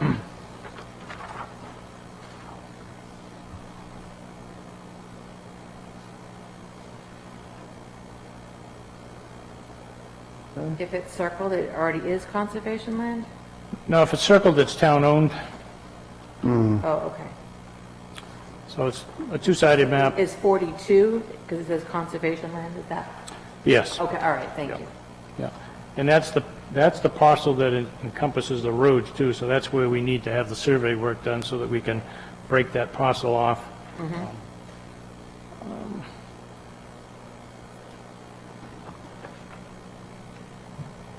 So you can see that some of these lots would certainly perhaps have a lot of interest to some of the abutters. Right. But, you know, you look at the back lots, like if you look at 69 through 73, you know, it's possible that the people that own the front lots would be interested in the back lots, but beyond that, they're not going to have any interest or value because they're landlocked, basically. Right. So that would be, a consideration there would be to either retain those and blend them into the conservation land, or just offer them to the people that have the front lots. And if they don't want to purchase them, then, you know, we would just retain them rather than, you know, have Right. people have landlocked property, for instance. Yeah. Okay. So 73, is that a road that goes right there? That's just a, driveway access Okay. into the Conservation. conservation land. Yeah. Okay, and it looks like you got some others circled over here, all those, Yeah, so there's all those upper lots there off of, Yeah. upper- Lucas Pond Road. Lucas Pond Road, which, again, potentially are all, not potentially, they're all subsized lots, so. is there any possibility that, like, for example, you could combine 7, 8, 9, and 10 and get a reasonable sized lot, or are they too small for that even? They're all roughly about a third of an acre, so, you know, you would just barely. And it'd be an Up odd-shaped under. lot then, Right. too. If- Take everything. Could you take all of these and make just two buildable lots? How big is 11? That's a 11? possibility. 11 is pretty big. That's a possibility. Maybe that's part of what we need to think about. So give us some time to think about it. Yep. And any suggestions like that, feed them into Walter, he can take a look, investigate. So let's include comments like that also. You think they're all about a third of an acre? Roughly, if I remember correctly. I've got the tax cards right here, actually. Let's see if I brought those. Well, again, we can look them up. I can show you how to find that number on the assessing data. That assessing data map thing is really pretty good. I've had a couple people call me on a couple different things. Okay, well, why don't we plan on giving Walter our feedback, I guess on a map and lot number basis? And really, I guess, any feedback you have, provide to him for consideration, including, you know, think about combining, or any thoughts like that you have, just so he knows what we're thinking. Yeah, that would be helpful. That way there, I can try to assemble, you know, a package prior to the next meeting if I can get it, around the 9th, or no later than the 9th. Okay? So there's nothing on the other side then, right? The only thing that's there is the one that's noted, which is the beach lot. It says the town. Number's that, I don't see it. No. Oh, sorry, oops, let me just grab that. So it's lot 41. This is town, It says Northwood with a little line going to it. Yeah. so is it a private beach or is it a town beach? It's actually, the town owns the property. You know, again, it's a very funky area, as you know, and I actually met with one of the owners the other day that's been there for 40 years, trying to learn a little more of the history, but There's now, history. unfortunately, there doesn't appear to be any type of a formal existing association out there, Right. which is going to make it tricky as far as what we do with the road property and the beach properties and so forth, because, you know, as you know, the town voted a number of years ago to deed it to the association, but I guess that either the association is now defunct or there never really was one that was formally put together. So I'm hoping that's going to be part of the research that the surveyor can help us out with in terms of, you know, coming up with some type of title history that we Right. can work from in terms of trying to turn these roads over. You know, again, we don't own the roads. The roads, you know, were developed by the developer that is long gone, but we own the land that exists under the road. Any other questions on this? We're getting there. It's baby steps, but we're getting there. Yeah, And, definitely. This is, I've know, been Better than we asking got for before. 4 years, so there you go. Thank you, I appreciate this. Okay, anything else on that? Okay, we're going to move on then. Next one is the request to use full names and positions. Walter, can you go over that with us? I did not see that in the pack, maybe I missed it. That was an agenda request. Hang on just a second here, I give you it recombobulated.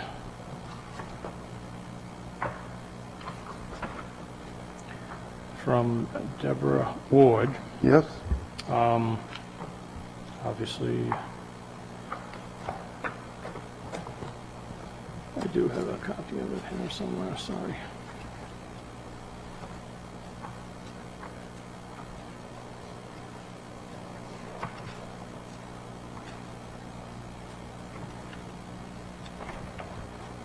Was she asking, like, in the minutes to have that?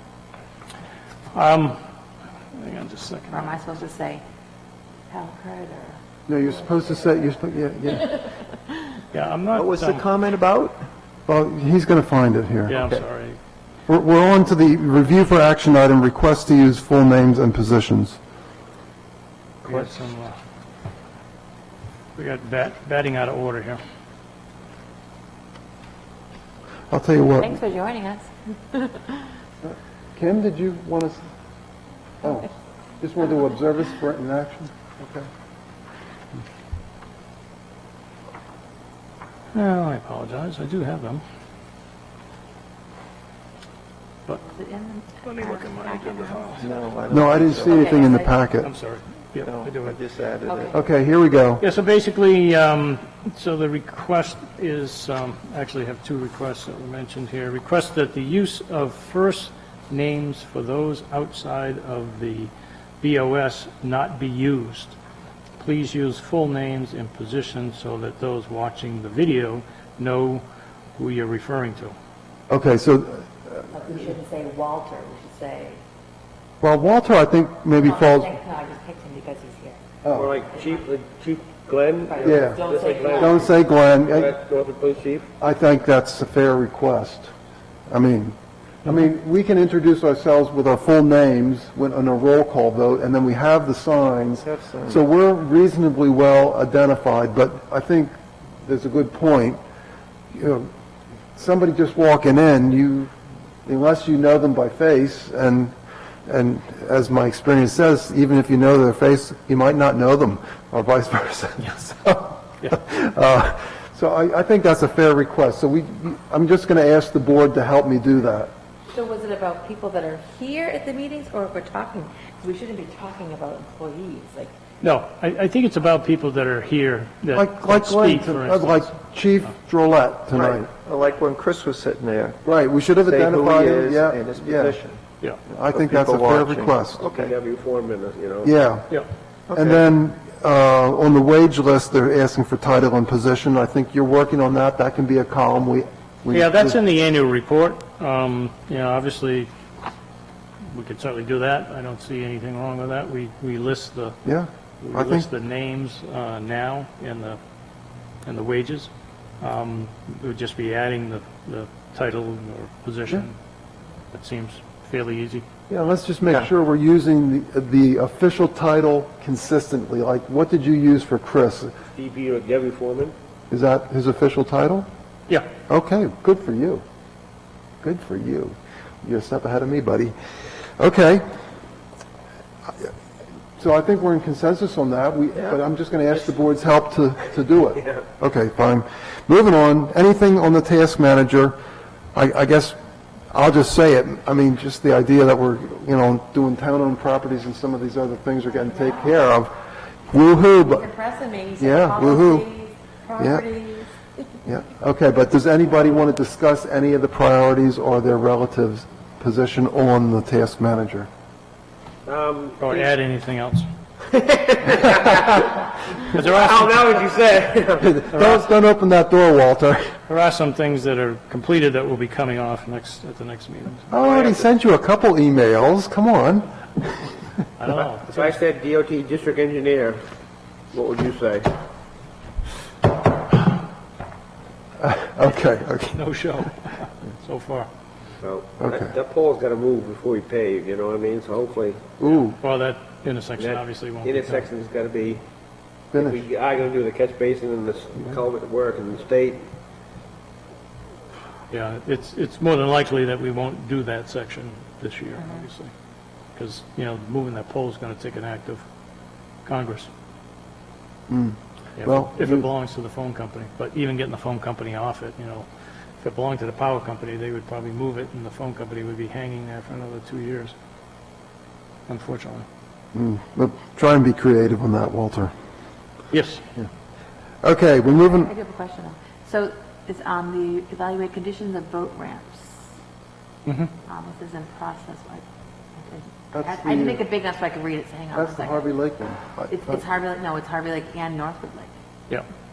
So, looking at, as I mentioned before, reported that I did have the town engineer, because of condition, had the town engineer look at the Harvey Lake boat ramp and made some recommendations. I met with Chris on it, and we're hoping to get out there soon as we have the backhoe fixed again, and at least do some rough grading so it can be utilized, and then move forward once we have a paving contract to see if we're going to decide to do paving in that area as well to help stabilize that slope.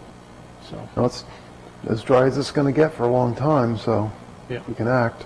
And then I have a question about Center School, where we talked last time about giving our go-ahead to have the rec department use the building for activities as long as it was kind of looked at. Yep. So was it looked at yet? I know there was, Yeah, I don't think, Scott's obviously was tied up with the playground build, so I don't think he's had a chance to get over there. I mean, he's seen it before. I took him new through it rec before. director and the fire chief, Yeah. public names now, we have to get into that now. Yes, I didn't say was it looked at. I didn't. Walter's violating here. I thought it was only people that are present at the meeting. That's what I thought. But anyway, Well, but I think he's right, though. Let's say names and titles just in case. We're trying to get with In the habit, yeah. just because I know that he was eager to start, getting some programs up and running. So Yep. Yeah. As I said, he was all consumed, last week Yeah. and the week before prepping for the playground build, and then obviously he hasn't been back in yet this week. He'll probably be in tomorrow. Yep. I think other he had to find people to look at it, like the building and then the But we were going to have the building inspector take a look at it, and the fire chief, all right. once he comes up with kind of a game plan so we That's can fine. work around that. Thank you. Anything else on the task manager? Any other questions? I just got a question about the Northwood Lake boat ramp area. What are we looking to do over there? Well, I think, I was thinking that perhaps, based on the use there, I know that we own a portion of it, the property, and the state owns a portion of it, that it might be something that we look at in terms of improvements to utilizing it, again, kind of reflecting back on the Clean Water Act and maybe using some of the opera funds to make some improvements there. Because obviously, as you know, that's one of our, treasured resources, as far as the community is concerned, and property values and so forth. So, but I know it's heavily used, and Very. parking is an issue, Very. and so Right. on and so Right, and forth. just where you actually load and unload your boat, it's awkward. horrible. the Northwood. Yeah. Yeah. Yeah. So that's why it included both. If we're going to look at, obviously, there's an immediate need certainly on the Harvey Lake one. Right. But So looking. do we have any ideas of, I just actually went down there Sunday. I've never really been down there, and just to see all the boats parked on the side, that the trailers and everything, is there a way we can make that area that comes right out there in Route 4? Because I think we own that little piece. A little triangle. Yeah, think that's what fill he's it in Yeah. and make it a parking lot or something. Well, that's going to be what it part was of the process. Oh, okay. Like Yeah. the boat launch area where you're launching your boat, Yeah, I didn't drive down there, but it was like, it's like, I think the whole Bellies facility and- needs to be, that's more of a long-term Right. goal, is to kind of evaluate it and see what our options are, and whether we can partner with the state or not, I don't know, but that's, just all things that Okay. need to be looked at, but, basically put it on the radar so it Right. stays, it doesn't get forgotten totally. yeah, because I'm just asking, because when people bring things up to me, at least I can, that's on the radar. Yeah, And and, that, And if there's suggestions or ideas, feed them into him so that when he comes Right. back to us with, the idea is, we're not going to have a discussion before he's done some research and stuff. Right. But that doesn't mean we can't feed him ideas and, he can Right. sort of factor that in as he's doing it. So we just, give him a chance and we'll just keep checking up on it here. But yeah, this, we pride ourselves on our lakes, and if we don't take care of them, exactly, Yeah. yeah. Yeah. And Northwood Lake is the highest per foot in terms of assessed value, $1,500 or $1,800 per foot. Per foot. So just keep that in mind. Okay. Final call on task manager. thank Okay. you so much for managing the task. I'm going to move on to committee reports. Does anybody want to report on anything?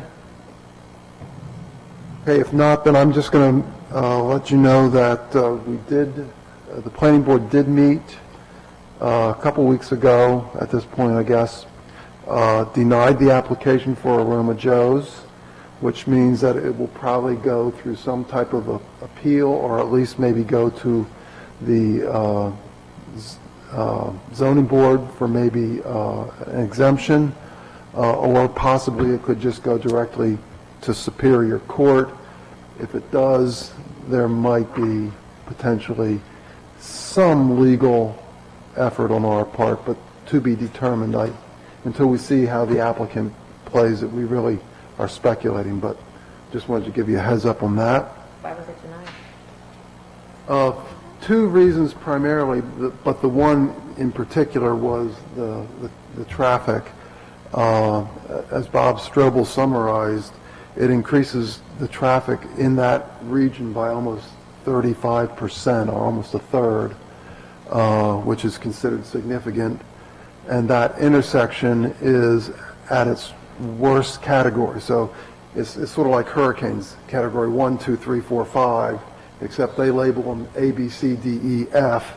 And this one is already at the worst times for the school and the rest of the traffic, already in F and well in excess. They want to add another 35% on top of that. Well, it doubles at the current, the wait time.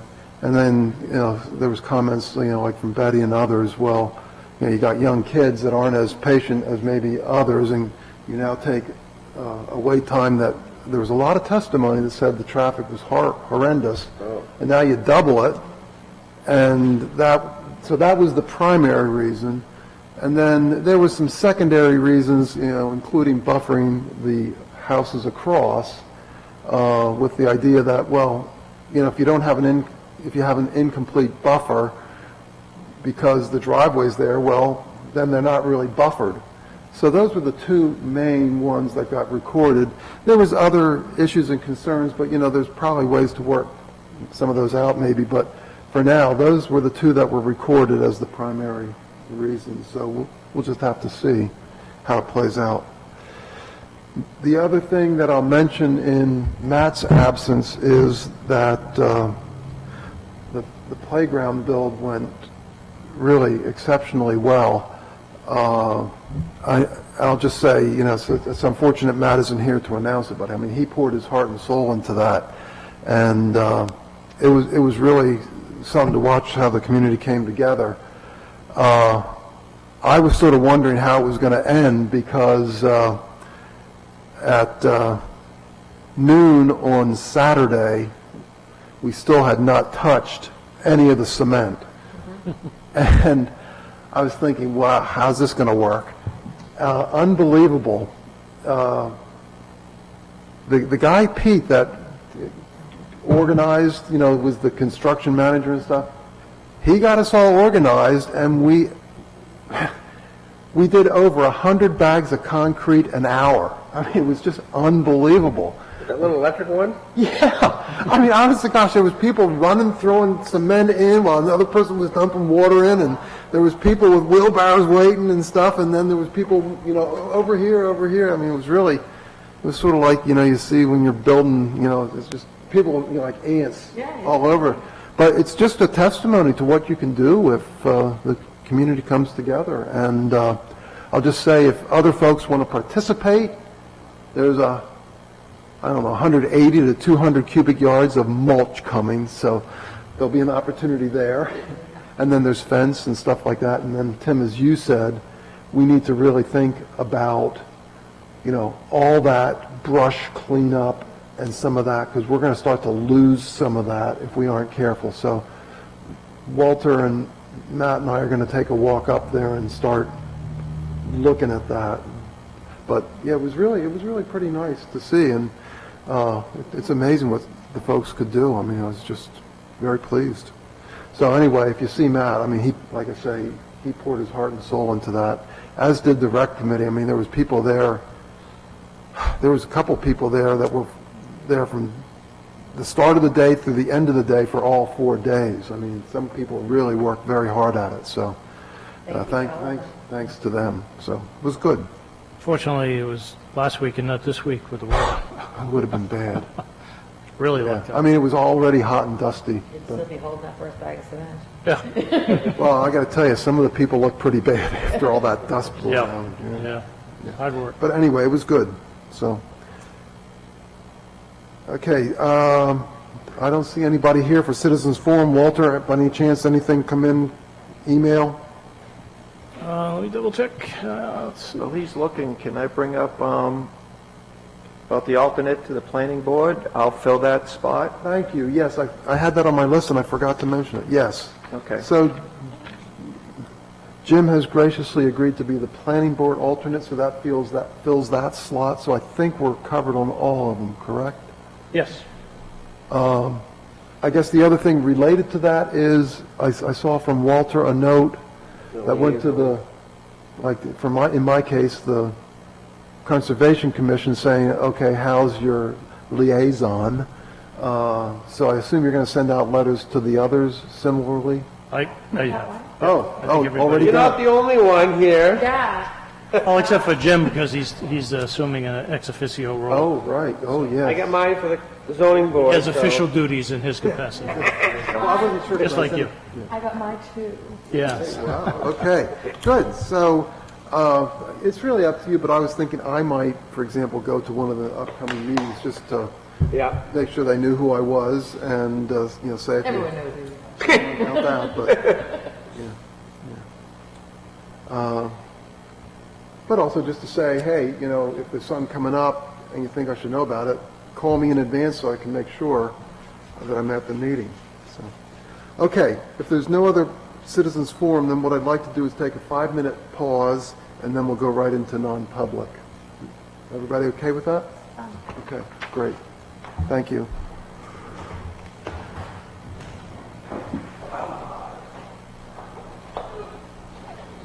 Roll the commercial. I know, we're still live, aren't we? Yes. Because we were, last time, so you didn't take the notes.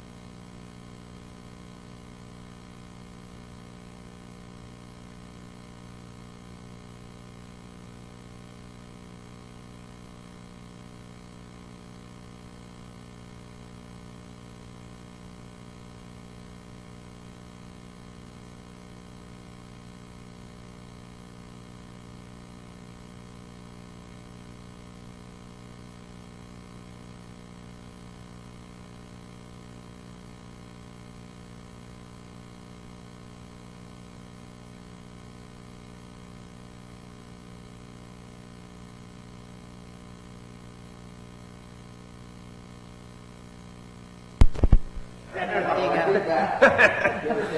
on, I got it right up here. Let's just do it together and then, Sign file when you're ready, Tim. oh, signature file. Yeah. Oh, yeah, let's do that one.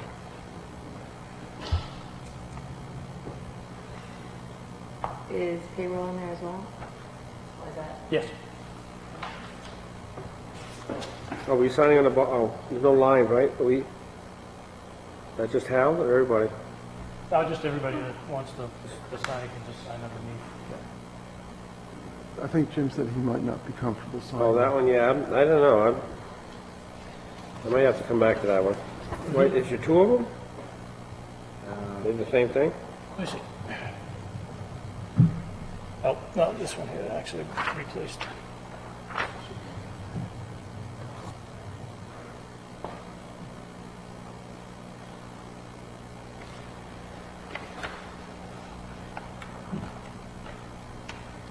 Come on, finger. Oh.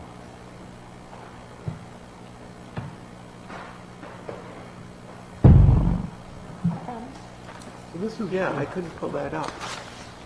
okay, so this is what I've been doing, and I'm pretty sure it's, How did you get to this? Oh, yeah, that's what it is. oh, Did you might you not find be, that you on- might not be in the right, Yeah, on the I right didn't, website. I didn't pull that up. That's what Okay. it was. Yeah, so then if you just put the right format in here, Right. and I believe it's 123-104, 1234, 21.